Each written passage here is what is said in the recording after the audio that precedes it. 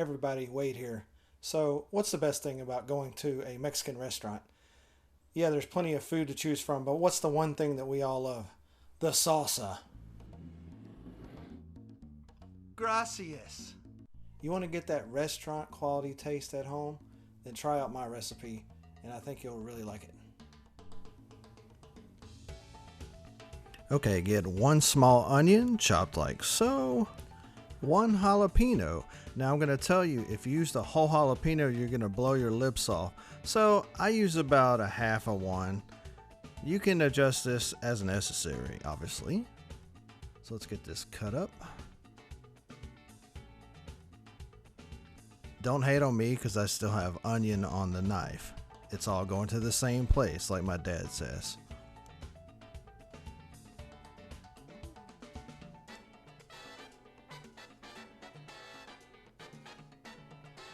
Okay.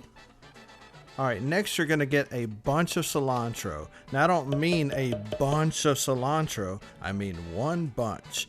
And so what you're going to do is take off these stems. Reason being, I've made this in the past with the stems and it seems to be a little stringy sometimes in the salsa. Okay, so get a blender and what you're going to do is add a 28-ounce can of whole tomatoes.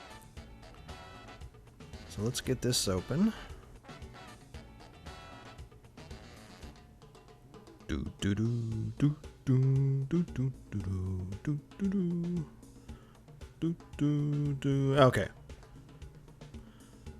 All right, let's get that in there. Be careful, it gets a little messy. All right.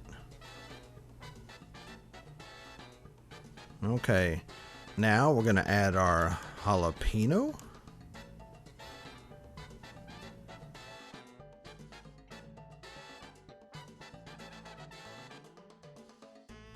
Next, we're going to add 3 cloves of garlic.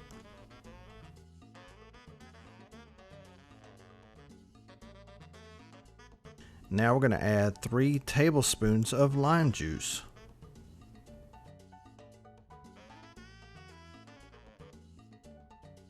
Now we're going to add a teaspoon of salt and a teaspoon of sugar. Okay, our next ingredient is a teaspoon and a half of ground cumin. Now I really think that cumin is what gives salsa that distinct flavor. Okay, let's add our onion to the party.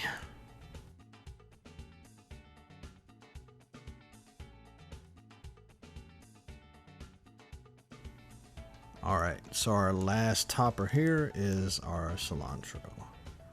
Let's get that in there. If we can manage this. Okay. Alright.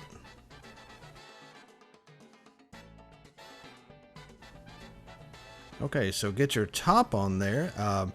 Preferably put this top piece of the blender, which I have misplaced, so I'm going to use this glass bowl that I have. Alright, just blend it up, whatever setting works for you.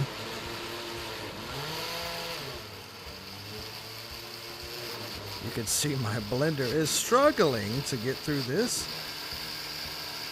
I think this thing's had its day. Okay. Getting there. Come on, old girl. There you go.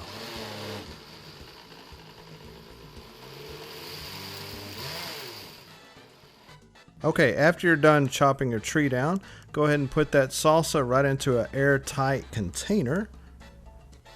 Now you can eat this right away, but the best way to do it, I promise, is to put it in the fridge a couple hours. Overnight really is best because all those flavors meld together and it just takes on a whole nother taste.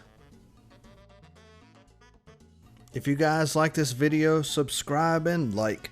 And if you want another recipe, check out this guacamole.